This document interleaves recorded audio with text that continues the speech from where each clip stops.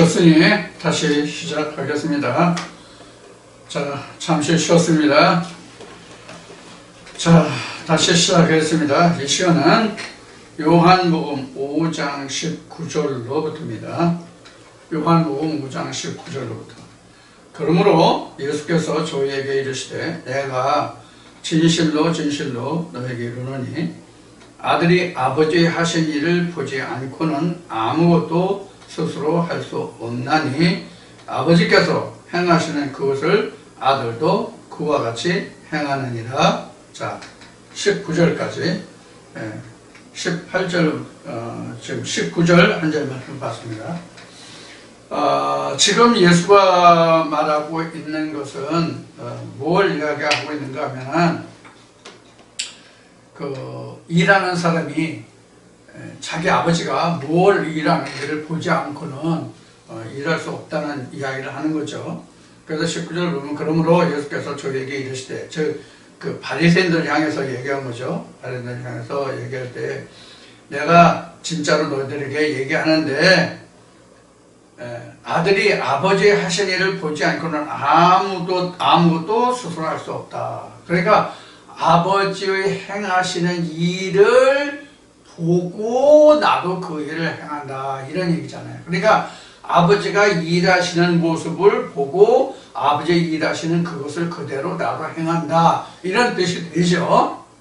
자, 그러면 이 말은 곧 무엇을 말하냐면 여러분들 아모스 3장 7절인가 보면은 그런 말씀이 나와 있을 거예요.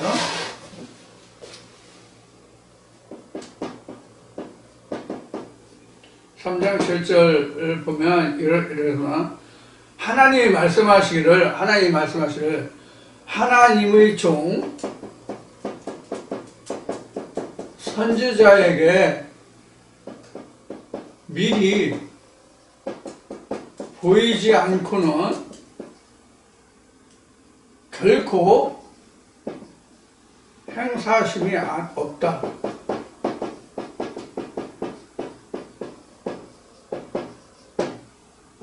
이런 말씀이 있죠. 아모스 3장 7절 보면 내 종 선지자에게 모든 것을 내가 미리 보이지 않고는 결코 행사함이 역사함이 없다, 이런 말씀이 나와요. 이 말을 지금 예수가 하고 있는 거예요. 그러니까 하나님이 이 세상에 하나님의 선지자를 보내는 것은 하나님이 그 선지자에게 하나님의 일하심의 모든 것을 다 미리 보여주시고 그 선지자를 보내서 하나님의 일하심을 말하게 하는 거예요. 자, 예를 들면 우리 성경 속에서 역사가 많잖아요. 가장 대표적인 인물이 모세와 예수라고 말할 수 있어요. 모세도 하나님의 계명을 시내산에서 호렙에서부터 시작해서 시내산에서 돌판의 말씀을 받기까지 그 모든 것을 하나님이 모든 것을 미리 다 보여주시고 말씀하신 그 과정의 출애굽기에서부터 신명기까지 누누이 다 설명이 되잖아요. 하나님의 계명을 주시고 그 계명에서 율례와 규례를 주실 때에 뭘 어떻게 하고 심지어 성전 성구는 뭘 어떻게 만들고 누구를 불러다가 누구를 시키고 뭐하고까지 상세히 설명하시잖아요. 그래서 하나님의 성전이 지어짐도 모세가 자기 의향대로 성막을 지은 것이 아니라 내가 시내산에서 내게 보인 그대로 성막을 지으라고 말씀하시고 각종 성구도 금을 얼마로 해서 이것을 쳐내서 어떤 모양으로 만들고 그 위치는 어디고 이렇게 다 말씀하시잖아요. 이게 하나님의 모든 것을 미리 보여주시고 행하신다는 말씀이거든요. 그래서 이스라엘에서 소를 잡을 때는 양을 잡을 때는 비둘기를 잡을 때는 어떻게 하라 세세히 설명이 다 있죠. 이게 사람의 의지로 비둘기 잡을 때는 비둘기는 배를 가리지 않고 내장을 빼고 소를 잡고 양을 잡을 때는 가죽을 벗겨서 그걸 누구에게 주고 거기에서 나오는 속은 빼서 어디에 하고 기름은 어디에서 태우고 이렇게 다 하나님이 직접 일일이 말씀하시잖아요. 이게 하나님이 아모스 3장을 통해서 말씀하신 내 종 선지자에게는 모든 것을 내가 미리 보이고 그 일을 하게 하셨다는 말씀이에요. 그래서 예수도 말하기를 내가 행하는 일은 내 자의적으로 하는 것이 아니라 아버지께서 내게 말씀하시고 아버지께서 하신 일을 내가 그대로 한다라고 말한 거예요. 지금 요한복음 5장 19절에서 마찬가지예요. 어느 선지자가 하나님의 미리 일하심, 미리 역사하심, 미리 보여주시 아니하시고 일하신 것이 어디 있냐고, 성경 어디에 있냐고요. 없어요. 자기 뜻으로 행한 게 없어요. 여기서 우리가 한 가지 말할 게 있어요. 뭘 말하냐면 우리가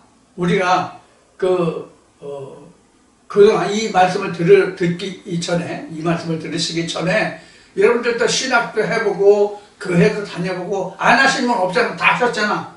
이 말씀을 들으시는 분들이 주로 신학을 하고 목사분들이 많이 계신데 우리가 신학을 했고 목회를 할 때 그때는 우리가 회상해 보자고요. 오늘 주일이에요? 오늘 주일이라고? 오늘 주일이면 오늘 주일 설교를 일반 목사님들이 대부분이 토요일 하루 종일 서재에 앉아가지고 원고 정리하죠. 이 책도 좀 들쩍거리고 저 책도 좀 들쩍거리고 이러한 사건 저러한 사건에서 본문 말씀 어떤 게 정해지면 그 말씀을 가지고 이렇게 붙이고 저렇게 붙이고 이런 말도 하고 저런 말도 하고 가진 요사한 거 다 버린다고. 그러니까 어떻게 돼요? 그 말이 굉장히 화려하죠. 왜 화려해요? 형형색색이 다 들어가 있잖아. 여자들이 아름다운 옷을 입으려면 조각을 많이 대거나 염색을 아주 다양하게 해서 지금은 옷감 페인팅이 아주 다양하게 발달해서 그 옷 문양이 아주 여러 가지 아름다운 문양들이 많이 나오죠. 서로 이어붙이지 않아도. 그런데 이러한 페인팅이 그 옷감의 페인팅이 발달하기 전에는 예를 들어서 빨주노초 파남보의 색이 있다면 다 빨주노초 파남보의 색을 각각 갖다 뜯어 붙여서 조각 내서 붙여야 형형색색의 옷이 됐거든요. 이와 같은 형형색색의 옷이 표면으로 보면 아름다울지 몰라도 그 옷을 뒤집어 보면 그 안에 각각 이음새가 다 드러나서 겉으로 보면 화려하지만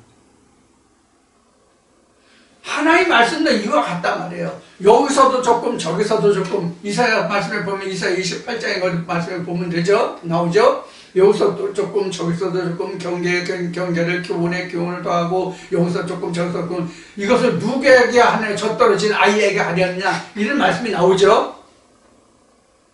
그럼 이러한 것들은 바로 뭐냐면 자기 생각에서 했기 때문에 하나의 말씀으로 이 말씀이 조합이 되지 않고 세상의 각종 이 사람 저 사람 이런 얘기 저런 얘기 끌어서 성경 이야기로 갖다 붙인단 말이에요. 그래서 사람들이 마음에는 듣기가 참 좋죠. 그 가장 대표적인 것이 요셉의 꿈이에요. 여러분들 꿈이 없으면 죽은 겁니다. 꿈이 있어야 됩니다. 꿈이 커야 그 성공도 커집니다. 꿈이 없으면 죽은 겁니다. 이렇게 얘기하죠. 요셉이 꾼 꿈이 그런 꿈이 아니잖아요.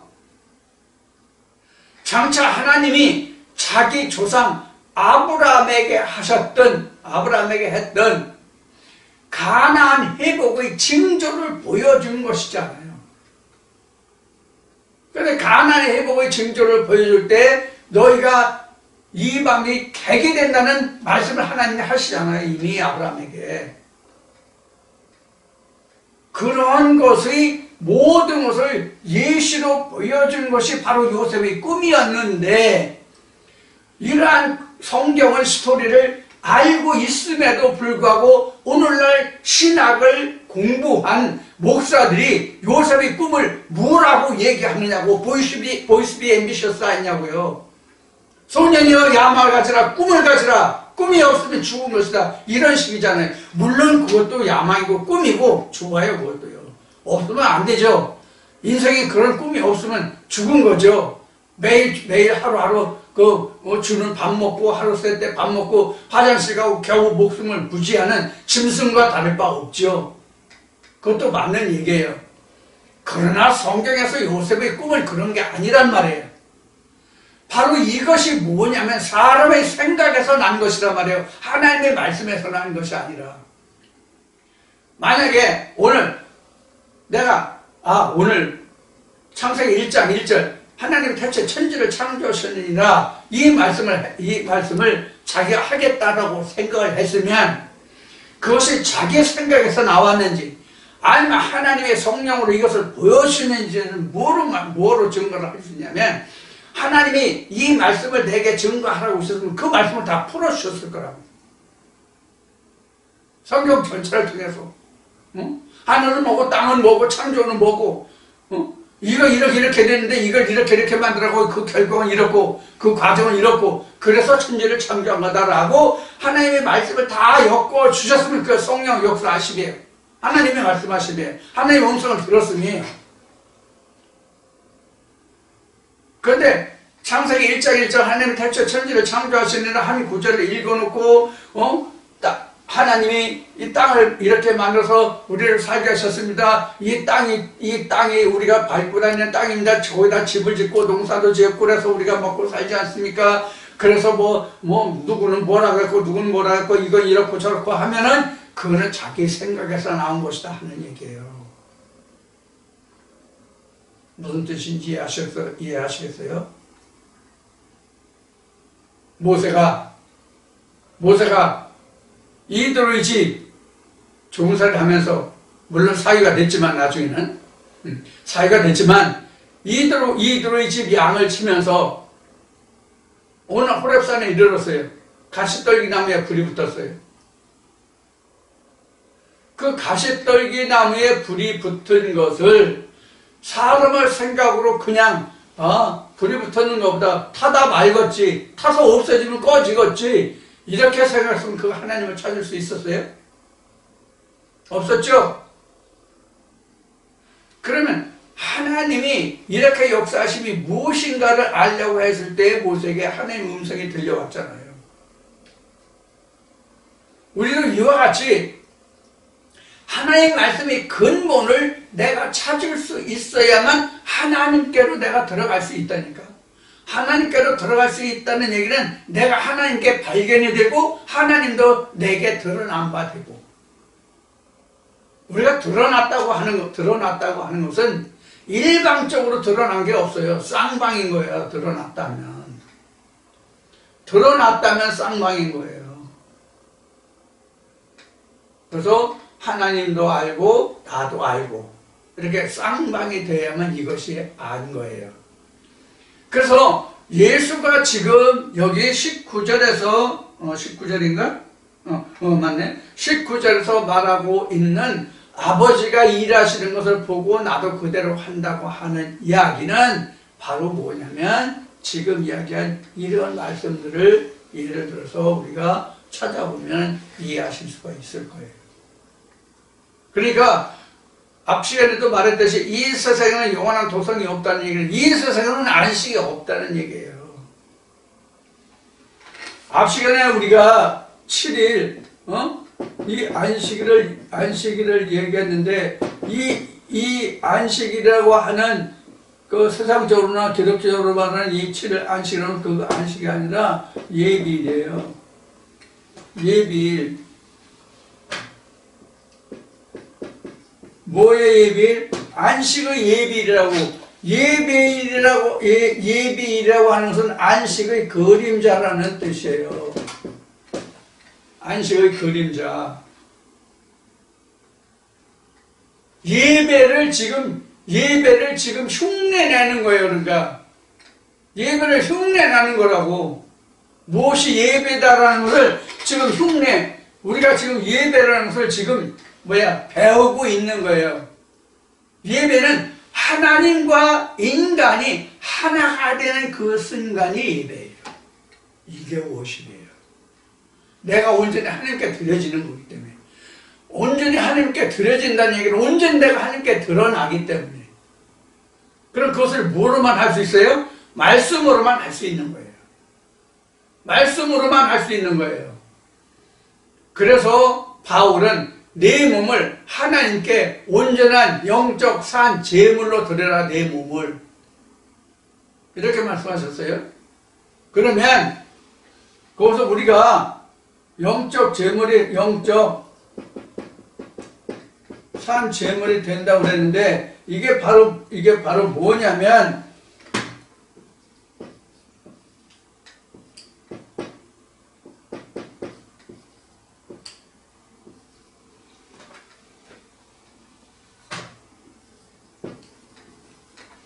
이건 그릇이고요.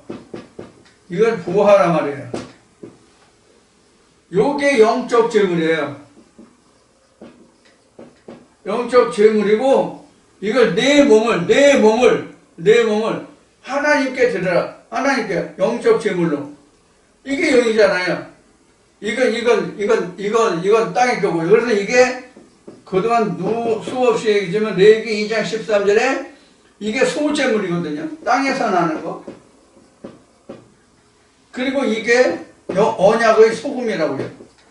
레위기 2장 13절에. 이게 레위기 23절에 소제와 언약의 소금으로 되어 있거든요. 네? 요 두 가지가 다 있어야 하나님께 온전히 드려지는 예물이 되는 거예요. 이게 영적 산 예배예요. 그래서 내 몸을 하나님께 신령한 영적 제물로 드리라가 이런 뜻이거든요. 사르스가 들어가지 않아요. 사르스는 하나님 안 받으신다고. 사르스는 안 받으신다고 하나님이. 그러나 사르스는 어디로 가요? 사르스는 땅으로 가. 창세기 3장 19절 이거 수없이 얘기했죠. 이 사르스는 땅으로 간다고. 이건 땅에서 왔으니까 땅으로 가요. 그런데 이 수마는 앞에 얘기했듯이 푸시케였잖아요. 푸시케인데 이게 땅의 것이었잖아요. 이것을 하늘의 것으로 바꿔준다고. 이게 반푼어치야. 이게 반푼이야. 이게 또 나머지 반푼이야. 그래서 요게 2분의 1, 요게 2분의 1 해서 반대 이렇게 나온 거예요. 이 지금 어디 갔어? 이 사르스 이게 한때거든요. 이게 한때.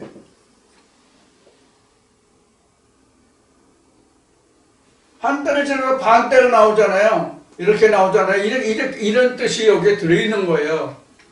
여러분들 이제 말씀을 다 이제 이해하시면 이 말씀이 저절로 쉽게 풀려 나올 거예요. 지금 이제 여러분들 다 온전히 이해를 못 하시기 때문에 혹여 이 말씀이 다 들리지 않으실 분도 있겠지만 바로 이제 그런 것을 여러분들이 염두에 두시면 되겠습니다. 그래서 왜 예수가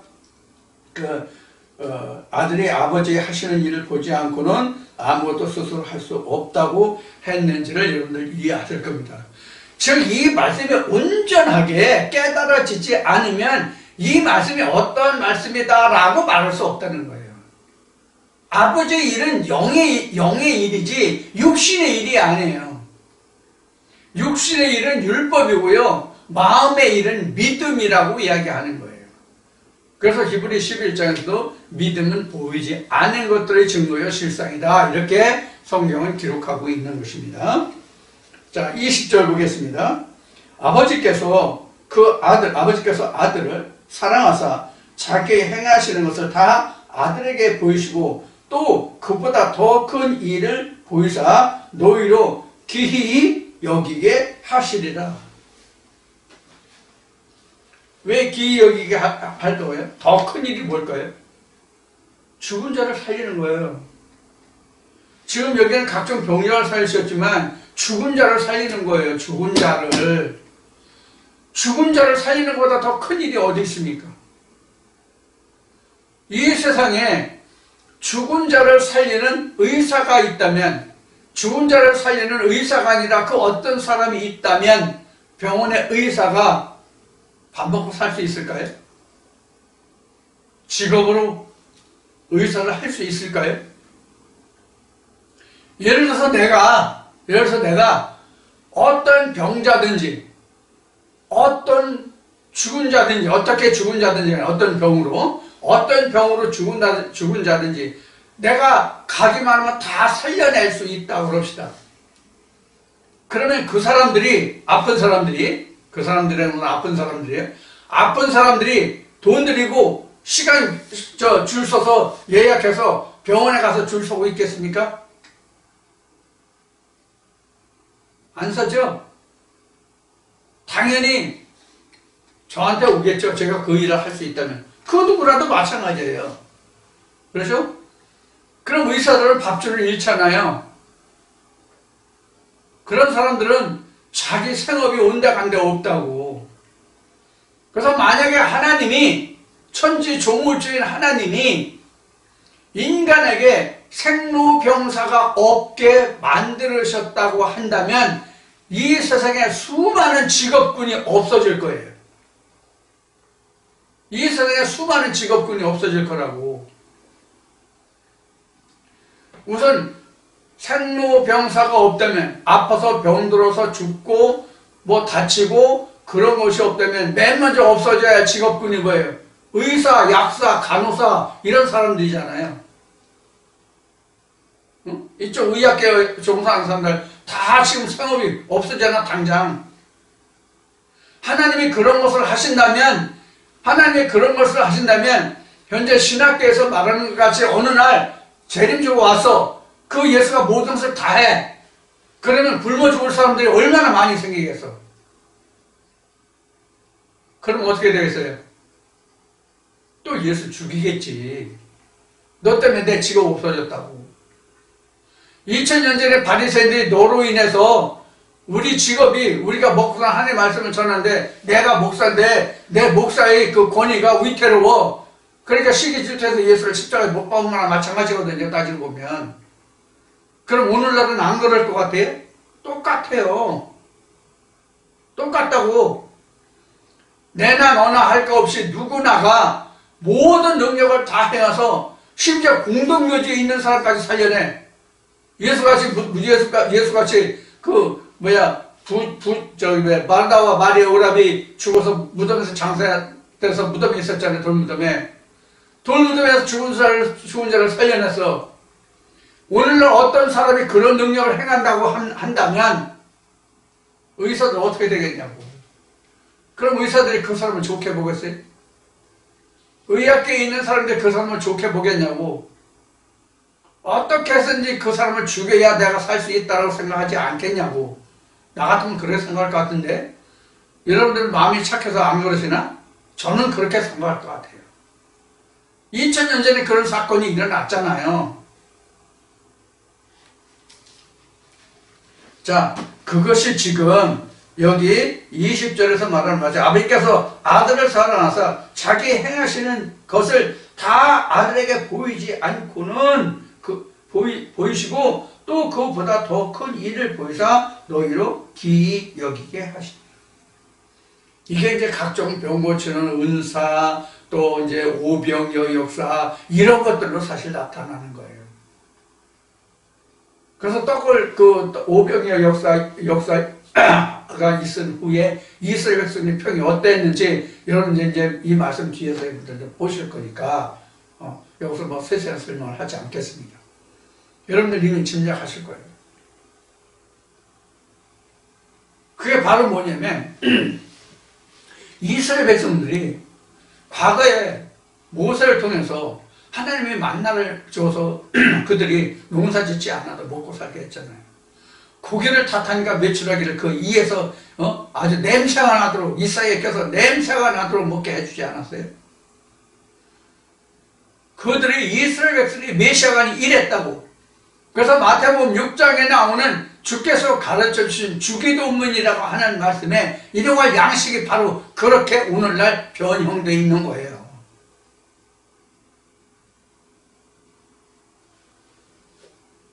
그래서 다른 말씀에는 배가 신이 되었도다. 바다에 떠다니는 배가 아니라 우리 똥 들어있는 음식물을 소화시키고 분해시키고 똥을 만들어내는 그 배가 신이 되었도다. 즉 먹는 게 신이 되었다 이런 얘기예요.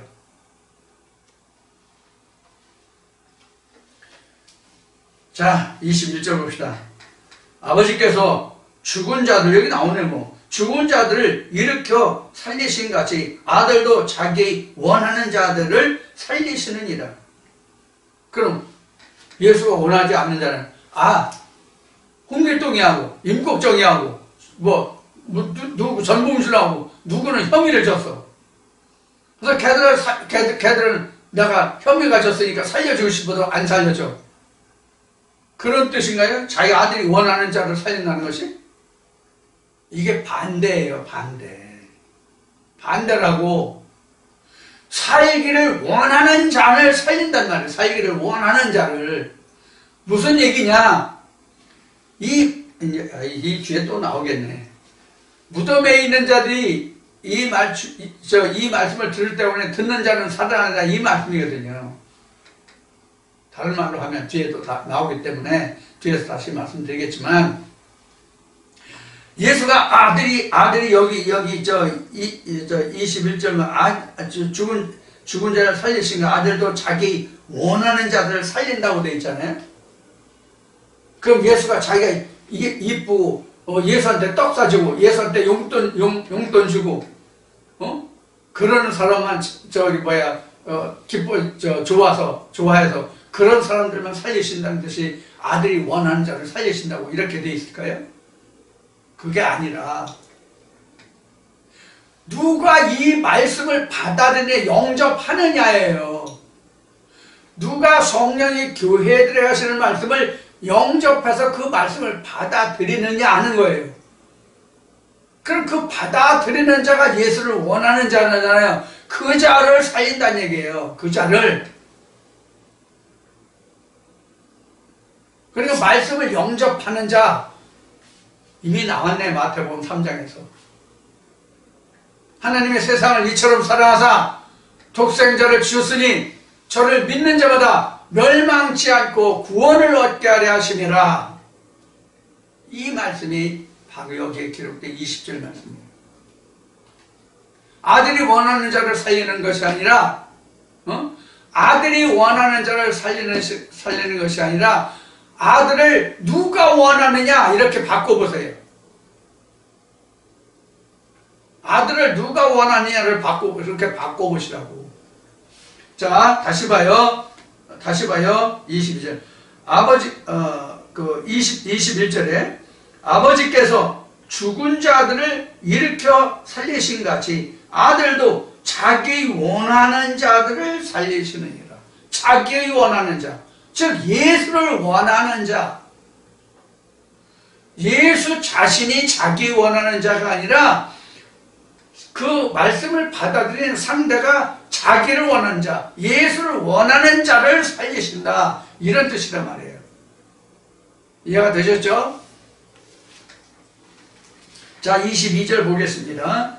22절. 아버지께서 아무도 심판하지 아니하시고 심판을 다 아들에게 맡기셨으니 이는 모든 사람으로 아버지를 공경하는 것 같이 아들을 공경하게 하려 하심이라. 자, 하나님이 살리신 것이 아들이 사람을 살려서 사람들로 하여금 그를 공경하게 하려 했다. 이렇게 기록하고 있어요. 자, 이걸 여러분들 어떻게 생각하십니까? 이 말씀은 방금 20절을 설명한 말씀과 같은 맥락이에요. 하나님을 사랑하고 예수를 사랑하는 그 자를 하나님도 예수도 그 자를 살리는 거예요. 그래서 시편 몇 편인가? 시편 100편인가? 101편인가? 어디 보면은 나를 찾고 나를 사는 자에게 내가 나타나리라 이렇게 말씀에 기록한 말씀이 있어요. 시편에. 그래서 지금 여기서 목이 좀 컬컬하네. 자, 여기서 지금 22절, 23절에서 말씀하신 이 심판과 공경과 살리는 이것은 바로 무엇을 뜻하냐면 심판부터 얘기합시다. 심판을 그동안도 여러 번 얘기하긴 했는데 심판을 좀 얘기합시다.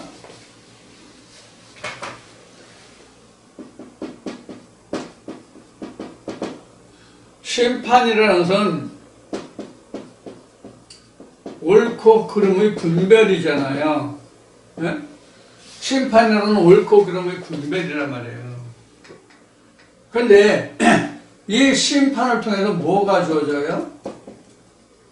상벌이 주어지죠. 심판이라는 것을 통해서 반드시 거기서 나타나는 게 상과 벌이에요. 그런데 이 심판을 하나님이 하시는 것이 아니라 하나님이 예수 그리스도에게 그 권한을 주었다, 이런 뜻이잖아요. 하나님이 심판하시는 것이 아니라 그 심판을 아들에게 그 권한을 주었다, 이렇게 되어 있어요. 분명히 지금 여기에서 22절, 23절에서 그렇게 지금 기록하거든요. 심판을 다 아들에게 맡기셨다. 그러면 심판을 아들에게 전적으로 권한을 주었다는 뜻이 무엇이냐 하는 거예요. 전적으로 아들에게 심판의 권한을 주었다는 뜻이 무엇이냐 하는 거예요. 뭐예요?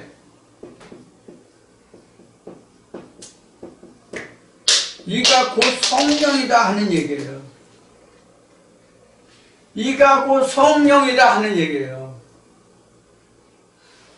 성령이라는 것은 우리가 근본적으로 들어가면 뭐냐? 이게 생기잖아요. 생기. 이 생기가 있어야 우리가 호흡을 하잖아요.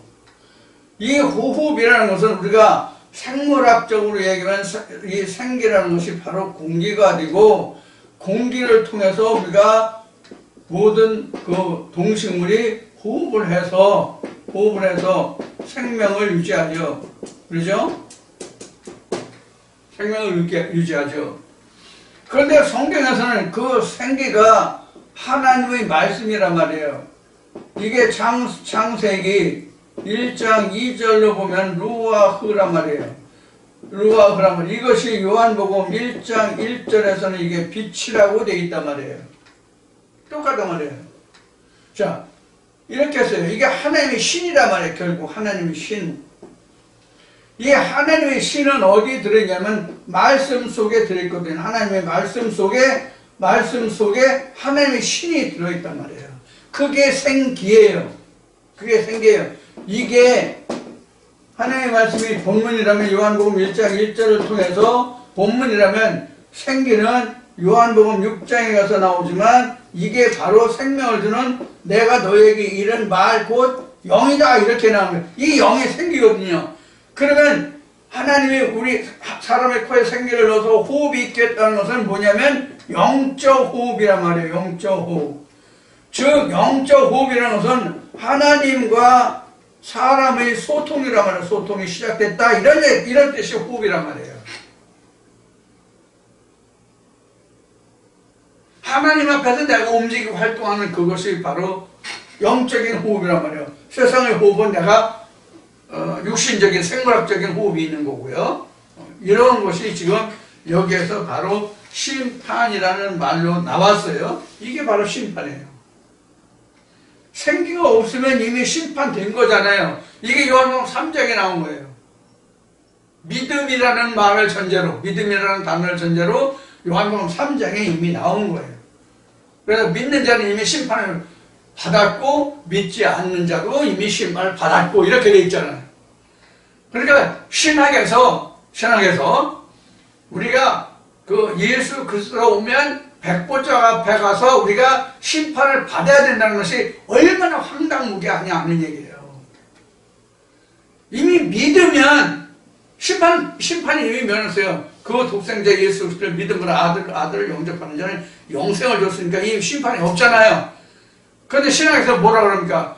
여러분들 우리 교회 나온 사람들 다 구원 얻었습니다. 이렇게 해놓고는 재림지가 오면 다시 백보자 앞에서 천년 동안 아무것도 백보자 앞에서 다시 심판 받아서 그때 천국 갈 거냐 지옥 갈 거냐가 결정된대. 이제는 자기가 한 말에 대해서 무슨 말을 하는지 모르고 행설수설하는 마치 이재명과 같은 그런 목사들이 이게 말이 됩니까? 이게 목사라는 게. 나도 목사지만 이제 생각하면 얼마나 참 창피하고 무식한지 모르겠어요. 진짜. 부끄러운 일이에요. 진짜 부끄러운 일. 자기가 한 말이 무슨 말인지도 모르고 계속 씹으리는 거야, 그냥. 엿장수 그냥 생각 없이 엿가위 치는 거랑 똑같아. 이런 생각하면 좀 속에서 짜증이 나는데, 나도 거기에서 좀 많이 당했기 때문에 더 짜증이 나요. 자, 그 다음 봅시다. 넘어갑시다. 정하고. 그 다음에, 24절로부터 봅시다. 내가 진실로 너희에게 이르노니 내 말을 듣고 또 나 보내신 이를 믿는 자는 영생을 얻고 심판에 이르지 아니하나니. 이게 요한복음 3장에서 이미 설명됐던 일이에요. 믿음에 관해서 요한복음 3장 16절부터. 자, 이게 똑같은 말이기 때문에 그냥 읽고 넘어가겠습니다. 이런 부분은. 또 나 보내신 이를 믿는 자는 영생을 얻었고 심판에 이르지 아니하나니 사망에서 생명으로 옮겼느니라. 그럼 여기서 사망과 생명이 지금 전환점이, 그 분기점이 어딘지가 나오죠. 그러니까 하나님을 믿고 안 믿고를 기점으로 해서 하나님과 그의 보내자 예수를 믿기 전은 사망이고, 그의 유일하신 참 하나님과 그의 보내신 자를 믿으면 이미 생명이고. 그렇죠? 그러면 분기점이 바로 뭐예요? 믿느냐 믿지 않느냐. 즉 하나님과 예수를 아느냐 알지 못하느냐가 사망과 생명의 분기점이에요. 그래서 우리가 그 해심곡이라는 것이 있는데, 해심곡이라는 우리나라 그 고유 창이 있는데, 그것이 이제 우리나라로 이미 사람 떴지만 이윤관이라는 그 명창이 이 해심곡을 제일 잘했어요. 거기 보면 이승이 저승이 멀다 해도 대문 밖이 저승이라, 이런 그 가사가 나와요. 이와 같이 우리가 하나님 안에서도 사망과 생명의 분기점이 믿음이라는 그 한 말을 기점으로 해서 그 믿음이라는 선을 넘지 못하면 사망이고, 넘어가면 이게 생명이란 말이에요. 이게 바로 유월절이라는 단어로 표현되는 거예요. 유월절이라는 단어로 표현된다고요.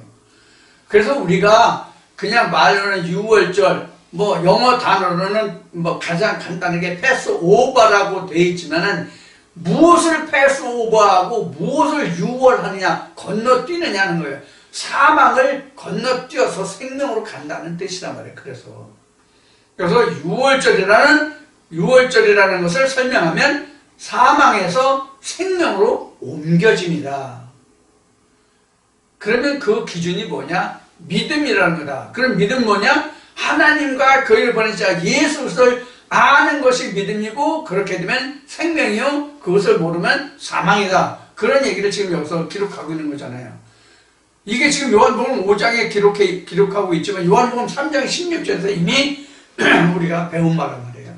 그러니까 더 이상 말씀을 안 드리겠다, 이렇게 얘기하는 거예요. 25절에 죽은 자들이 하나님의 음성을 들을 때가 오나니. 조금 전에 얘기했죠. 죽은 자들이 하나님의 음성을 들을 때가 오나니 곧 이때라. 듣는 자는 살아나리라. 자, 지금 이제 26절인가? 26절이네. 25절이네. 25절에 진실로 너희 어른이 죽은 자들이 하나님의 음성을 들을 때가 오니. 25절이네. 자, 그러면 죽은 자들이 어떻게 하나님의 음성을 듣는지 이해가 되셨죠? 왜? 뭐가 죽은 자인지를 아니까. 쉬운 얘기로 얘기하면 우리가 그토록 많이 이야기하는 성령이 교회에 들어가시는 말씀을 듣지 못하면 죽은 자들이고, 성령이 교회에 들어가시는 말씀을 들으면 그건 산자란 말이에요. 그러면 죽은 자들이 무덤에 있어요? 그냥 밖에 있어요? 무덤에 있잖아요.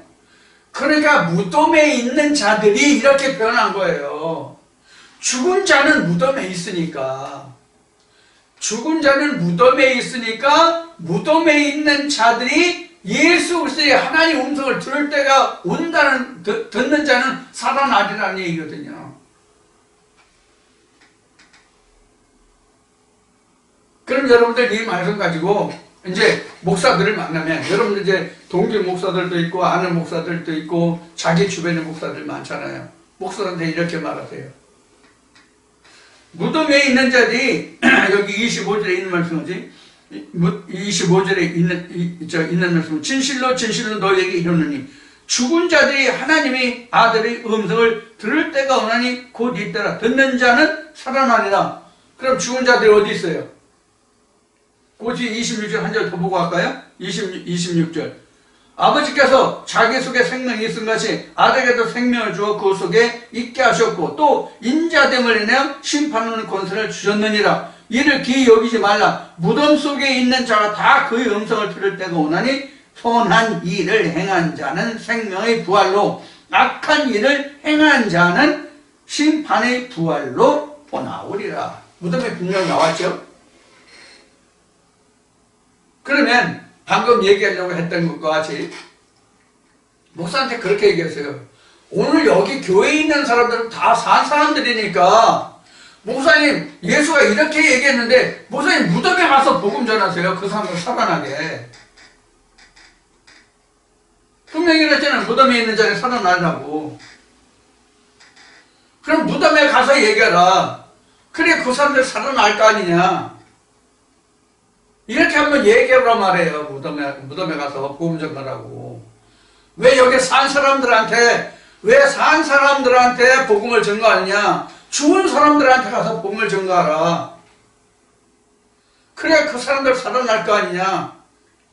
아니면 장례시장 가서 복음을 전하든지 아니면 공동묘지에 가서 하든지.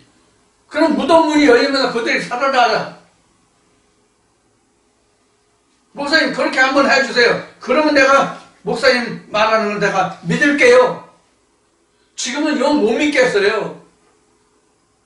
그렇게 한번 얘기해 본다면 목사들이 뭐라고 할까요?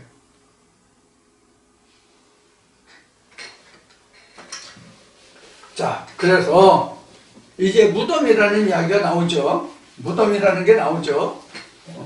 무덤.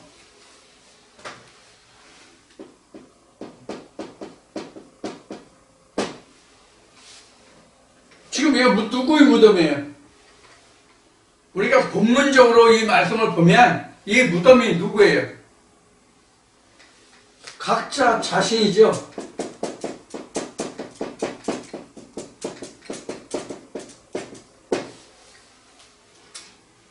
그래 누가 죽은 자의 무덤이래요? 자기 자신이 죽어서 무덤이 된 거잖아요. 그래서 죽은 자들에게 그 복음을 전하라고 그랬으니까 그 자리에 살아난다고 그랬으니까 응? 자기 자신이 죽었다는 거죠. 자기가 자신이 죽어서 자신이 무덤이 된 거잖아요. 여기에 뭘 한다고?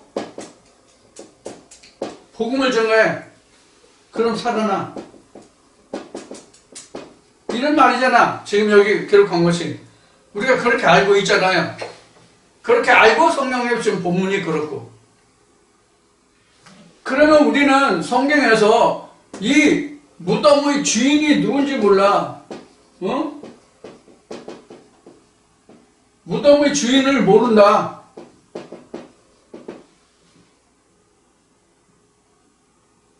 이 무덤에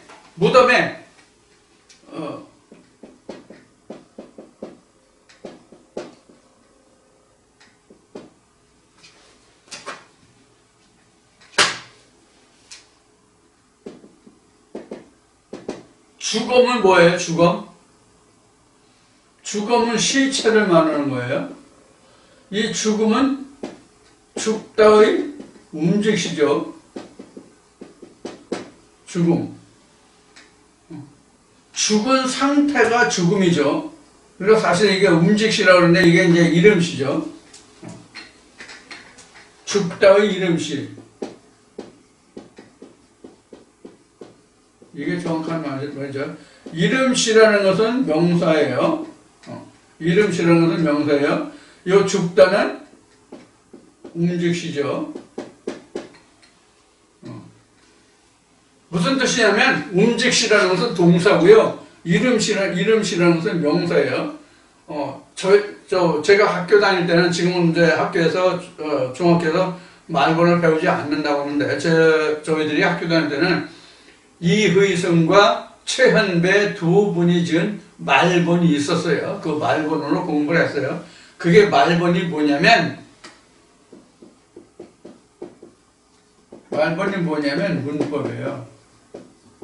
그러니까 한글 문법이 말본이죠. 말본. 순우리말이에요. 문법의 순우리말이 말본이에요.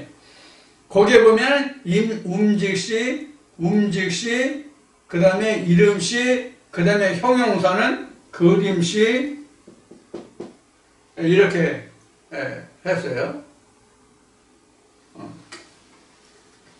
그리고 또 하나 이름시에서 특수한 게 뭐냐면 안홍근 이름시라는 게 있어요. 이게 안홍근 이름시라는 것은 뭐뭐 할 것, 뭐뭐 할 수, 이것이 다 이름시인데 혼자 독립적으로 명사의 이름시의 역할을 한다고 그래가지고 안홍근 이름시 이렇게 배웠어요. 자, 이제 엉뚱한 얘기 좀 옆으로 나왔는데, 그래서 무덤 하면은 각자 자신의 무덤, 이렇게 이제 우리가 생각하죠. 그래서 지금 요한복음 5장에서 기록하고 있는 이 무덤도 바로 누가 죽어서 무덤에 있다는 것으로 우리가 해석이 돼요. 자기 자신이 죽어서 무덤에 있는 것으로 생각해요. 그럼 여러분들 생각에는 성경에서 무덤이라는 단어가 어디에 맨 먼저 등장하고 있을 것 같습니까?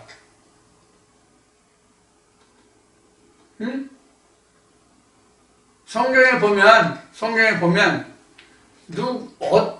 어떤 말씀에 가장 먼저 무덤이라는 것이 기록되어 있을까 하는 얘기예요. 무덤.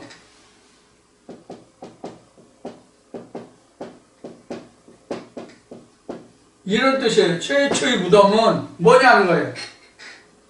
최초의 무덤은요, 여기가 최초 무덤이에요. 내가 혼돈공허 흑암 속에 있잖아요. 그렇죠? 내가 혼돈공허 흑암 속에 있잖아요. 마이너스 하나님이라고 합시다. 나는 이러한 상태예요. 나는 혼돈공허 흑암 상태고 하나님이 혼돈공허 흑암 상태와 분리되어 있어. 그러니까 내가 혼돈공허 흑암이라고 하는 얘기는 하나님이 오셔가지고 내게 질서를 유지시켜 주지 못하고 있는 상태다. 이렇게 말할 수 있는 것이죠. 그러고 보면 이 무덤이라고 하는 것은 결국은 내가 혼돈공허 흑암의 상태예요. 그럼 내가 왜 혼돈공허 흑암의 상태라고요? 하나님의 신이 루아흐가 없기 때문에. 그래서 내가 죽은 거란 말이에요. 하나님의 신 루아흐가 나에게 없기 때문에 내가 무덤이 된 거란 말이에요. 그러면 하나님의 신이 내게 없기 때문에 내가 무덤이 됐다면 이 무덤 속에는 그럼 무엇이 있을까? 이걸 생각하란 말이에요. 내가 죽었잖아요. 하나님의 신이 없어서 죽었잖아요. 혼돈공허 흑암의 상태잖아요. 그래서 하나님의 신이 나를 주장하지 못하잖아요. 이게 창세기 1장 2절이잖아요. 하나님, 나와 하나님의 신이 지금 분리되어 있잖아요. 격리되어 있잖아요. 그러면 하나님의 신이 내게 들어와야 나를 주장할 거 아니에요. 그러면 내 속에는 뭐가 죽어 있냐고. 예수 그리스도가 없다, 죽었다, 그런 뜻이란 말이에요.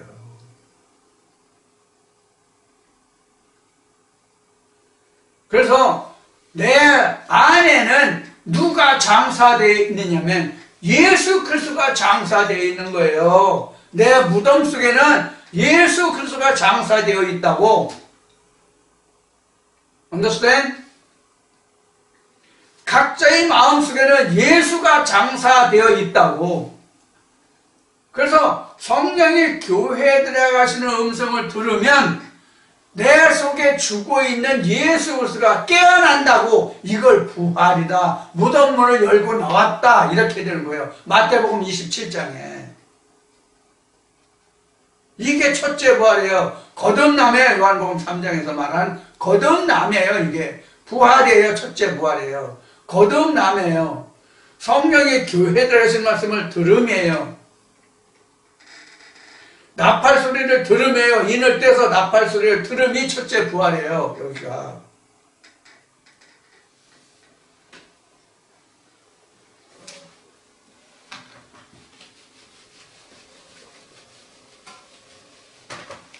자,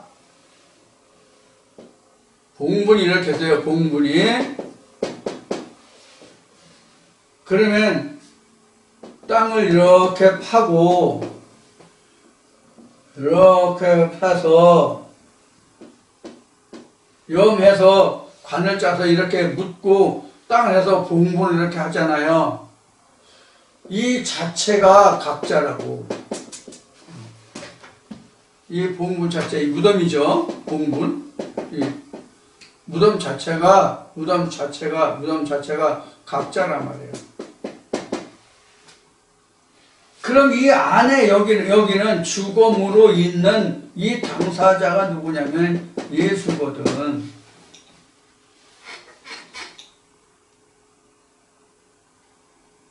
요 그림이 어디 있어요? 요렇게 설명한 것이 어디 있어요? 요렇게 설명한 것이 어디 있냐고. 요 내용을 설명한 것이 어느 말씀이냐고요. 창세기 3장이잖아요. 그리고 4장이잖아요. 그럼 아담 하와 죽었어요? 그럼 창세기 4장에서 아들 딸 낳아요? 가인과 아벨을 출생해요? 근데 아벨이 죽은 상태죠? 이게 요 상태예요. 아벨이 죽은 상태가 요 그림이라고. 네?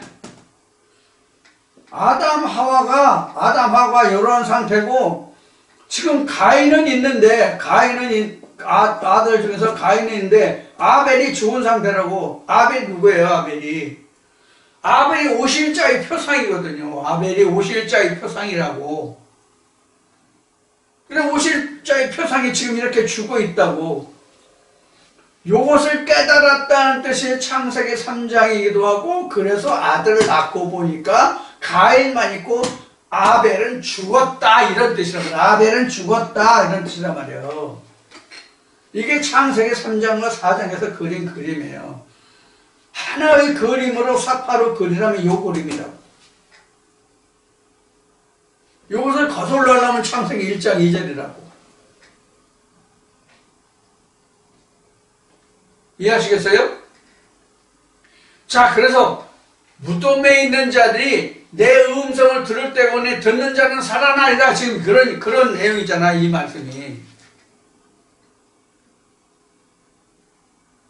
그러면 아직도 내가 믿음에 이르지 못했으면 지금 내 속에는 예수 그리스도가 죽어 있거든. 각자 나 속에는, 각자 나라는 존재 안에 예수 그리스도가 죽어 있다고. 내가 죽은 것이 아니라, 즉 아담과 하와가 죽은 것이 아니라 가인과 아벨 중에서 아벨이 죽어 있는 상태, 오실자의 표상 예수 그리스도가 죽어 있는 상태, 이게 무덤이란 말이에요. 이게 무덤이라고. 그러니까 지금 내가 교회에 다니면서도 내 안에 누가 죽어 있는지를 모르는 거야. 그 죽은 실상이 무엇인지를 모르는 거야. 그리고 나는 살았다라고 얘기하는 거야. 그렇지, 나는 살았지. 육신은 살았지. 뭐가 못 살았어? 하나님의 영, 하나님의 살리시고자 하는 그 영을 못 살렸어. 그래서 이제 복음서에 보면은 너희가 사람을 전도하잖아. 전도하는데 너희가 죽어야 할 영혼은 살리고 살려야 할 영혼은 너희가 죽인다. 이렇게 된 거란 말이에요. 무슨 뜻인지 아시겠어요? 우리가 이처럼 하나님 말씀을 너무나도 오해하고 있다고, 잘못 알고 있다고. 이것을 잘못 알고 있다고. 그래서 이 말씀이 뒤에 가면은, 뒤에도 있고, 마태복음에서 반석 위에 내 교회를 세우라. 지금 예수가 살아나면 여기가 반석이 되냐? 그 위에 교회를 세우라. 이 교회는 내 교회야, 내 교회. 예수가 기초가 되고, 내가 그 위에 예수가 기초가 되고, 내가 그 위에 하나님의 교회를 세운다고.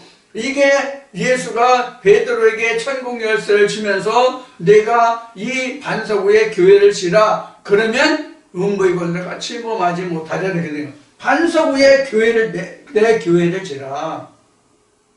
그런데 우리는 내가 반석이 되고 예수 그리스도를 위에 세우려고 그래. 그럼 이것은 내 교회지 하나님의 교회가 아니라고, 하나님의 성전이 아니라고. 지금 방금 한 얘기 잘 기억하세요, 여러분들. 내가 뭘 해서 반석 위에 내 교회가 세워지는 것이 아니라 내가 반석이 되고 예수 그리스도로 세우려고 한단 말이야. 내가 예수 그리스도로 세우려고 한다고. 아니다, 그 반대라고. 예수 그리스도가 내 반석이 되어주고 그 위에 내가 세워진다고. 이게 무슨 뜻이냐? 예수 그리스도인에서 내가 산다, 이 뜻이에요, 이게. 예수 그리스도인에서 내가 산다. 나로 인해서 예수 그리스도가 사는 것이 아니라 예수 그리스도인에서 내가 산다, 이 뜻이 반석 위에 교회를 짓는다, 이 뜻이에요. 참 답답하죠, 진짜. 우리가 하나님의 말씀을 진짜 몰라도 너무 모르니까 우리가 오해하는 게 한두 가지가 아니야. 이제 요한복음 14장 가면 이제 홀딱 뒤집어져야 할 건데, 여러분들 지금 충분히 놀랄 준비를 미리 하셔야 될 거예요. 일반 신학으로 알았던 것과는 전혀 다르니까. 자, 이와 같이 하나님이 우리를 살리시고자 하는 거예요. 이 전체의 근본을 쫓아 올라가면 창세기 1장 1절이야. 뭐 두말할 필요도 없이. 요거 하나를 세우는 거, 이게 천지창조의 시작이고 근본이 시작이고 일이고 이게 끝이란 말이에요. 요한계시록 끝이 뭐예요, 결국? 요한계시록 21장에 하늘의 성령의 신부가 됨이에요. 그게 끝이에요. 하나님의 끝이에요. 우리가 이와 같이 똑같은 글자, 똑같은 성경을 우리가 봐요. 물론 번역본에 따라서 저는 지금 이거 한자 한글 같이 된 이 성경을 보는데 이게 굉장히 오래된 성경이에요. 굉장히 오래된 성경이라서 지금 그 새로운 버전으로 나온 성경과 좀 차이가 있어요. 어떤 차이가 있냐면, 우리는 지금 이 성경이 옛날 고어체로 써 있다면, 새로운 버전으로 번역된 성경을 보면 그 대화체로 써져 있기 때문에 좀 어원이 부드럽죠. 근데 그것이, 나는 이거 오랜 동안 이 고어체로 써진 이 성경이 그 몸에 익어서 그런지 몰라도 새로 번역된 새 버전은 영 와 닿지가 않더라고. 실감이 안 나. 그것도 이제 각자 사람의 마음의 생각이겠죠. 그러다 보면 성경이 틀린 건 아니니까. 자, 여하튼 우리가 똑같은 하나님을 섬기고 똑같은 성경을 보는데도 불구하고 보는 눈이, 생각하는 마음이 너무나도 천지차이야. 너무나도 천지차이야.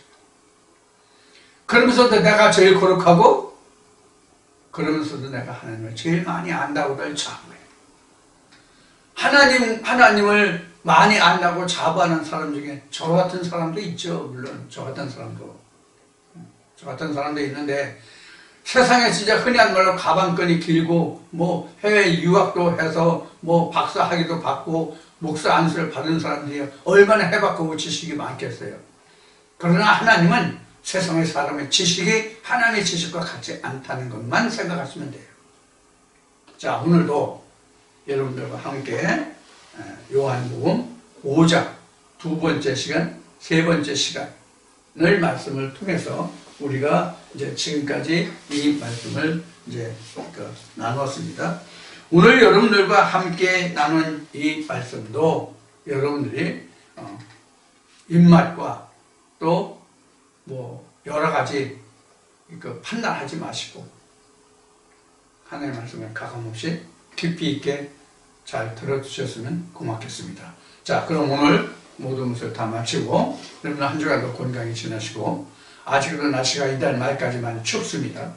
그리고 낮에는 좀 이제 기온이 좀 올라갈 것 같은데 아직도 날씨가 춥습니다. 여러분들 건강 유의하시고 건강한 모습으로 다음 주에 다시 뵙겠습니다. 감사합니다.